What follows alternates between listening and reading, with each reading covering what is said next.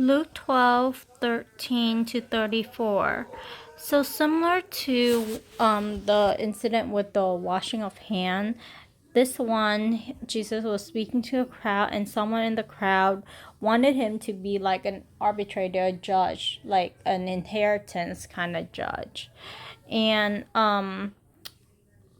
family dispute over money, and so that launched him about speaking to, or he used the opportunity to speak about storing up treasures in heaven.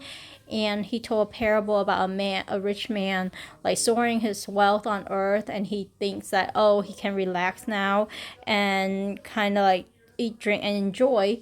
But that very night that he decided to do that, God wanted his soul back. And so one thing that stood out is God gave us all a soul, and our soul belonged to him. Personally, I believe that our soul is actually the breath of God, similar to how when Adam came alive because God breathed in him, through that we all have a breath of God, therefore we come alive. And I remember reading where, like, at the moment where the sperm fertilizes the egg, like there's a spark of light that come, and that reminded me of Genesis. And I think that moment, or soul, was made alive. And so after, and so God, who give us his breath, can take it back. And so the verse that is very important to me is that it's not rich in relation to God. So there are people that work their whole lives, so they're workaholic. I think of Elon Musk, who says that, oh, you can sleep when you're dead. Things like that. They chase after fame and wealth and some kind of like ideal or some kind of achievement that they want to make in life, but they don't have a relationship with God. And I think the main purpose in life is to love God and to love people, and that, like, I put that as our family mission kind of like thing, like, or family model, that we need to love God and love people.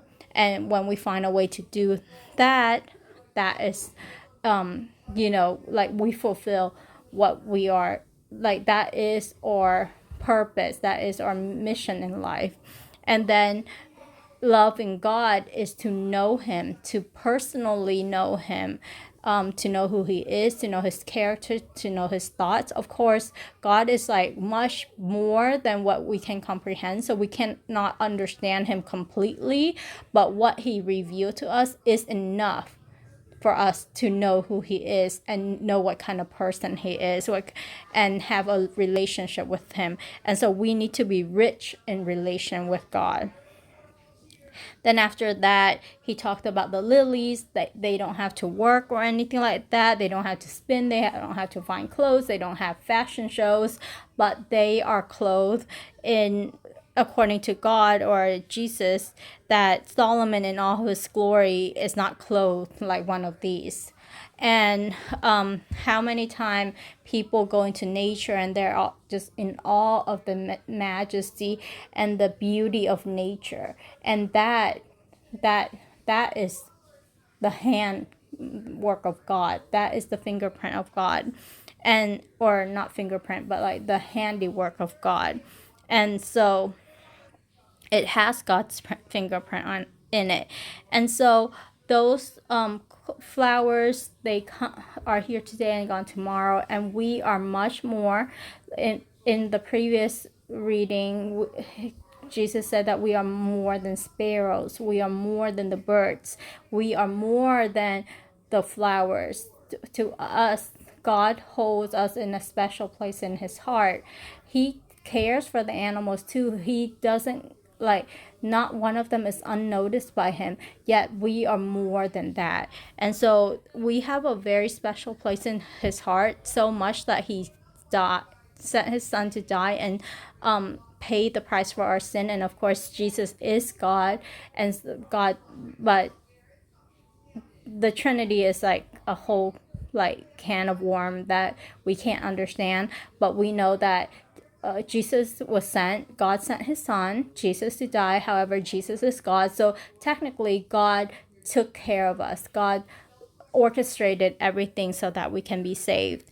And he does not want any of us to perish. And I've been saying that over and over again because that is like my go-to when I see like unfairness, when I see evil. I have to remind myself, yes, that happened, but that's because we are in a fallen world. But God does not want anyone to perish, but all to be saved. And so that we shouldn't be like the nations of the world seeking food, like what to eat, what to wear, things of that nature. It's like materialism. We shouldn't be materialists. The things that we need will be provided. And I remember George Mueller, his I read like a story about him and how he took care of all these orphans, and they, like, there are times that they don't have food, but he would still sit them down and he would pray. And at that moment, a baker would come, a milkman would come with all these like things. Something happened to them on the road and they just happened to have it available for these orphans. So God provided in a miraculous way. And I think George Mueller took a kick out of it. He wanted to see the miracles in his life. He wanted to see what God would do. It's exciting to him. Of course, me, I'm risk averse, so I don't live that way. But reading about people like George Mueller really kind of like challenged me to, like, why am I so, like, I say that I believe God, but why I so risk averse, and I don't want to see those kind of things happen in my life. And so, but I'm kind of glad that I'm that way, because my life, I like it the way it is. And I'm grateful for the life that God gave me. I want to be richer. I want to have more money.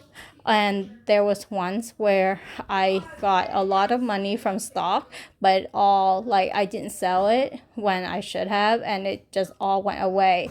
And so I'm like, not like, I felt like I was stupid, but at the same time, I feel like I didn't, if I had that money, maybe my life would not be the same way. Maybe I would not depend on God as much as I do now. And every day, I think I just have, like, I don't even have enough. I have like very comfortable life. So like I have more than I need actually every day, and I see that it's not like I have it for a month in advance, but every day I feel like I am comfortable and very grateful. And so and verse 33 is kind of hard. Like, God tell us to sell our possession and give to charity. I mean, give to charity part, okay, but like, why do we have to sell our possession and give to charity, right? But God said it for a reason. The Bible said it for a reason. But the main thing is to make yourself money belts that do not wear out, an inexhaustible treasure in heaven. You need to store up your treasure in heaven. You need to have a relationship with God. You need to help out people. You need to love people. You need to have these kind of like reach out, do the Great Commission, tell people about God, pray for people about God, things like that. And where your treasure is, your heart will also be also. And so that reminds me that if we just worry about having money in this life, we're gonna focus our effort on making money. Our time and effort will be to find the next thing that will make us money, or work until we reach a certain financial goal, things like that. However, if our heart is, I want to store up my treasure in heaven, heaven is where I want to go, I want to see God, I want to know God, then we will spend our time reading books, reading the Bibles, and really like invest in the heavenly kingdom. So where our treasure is, there will our heart be also. And that is the main thing in order for us to look at a person's life and actually maybe even their bank account and see where it is that they put their treasures.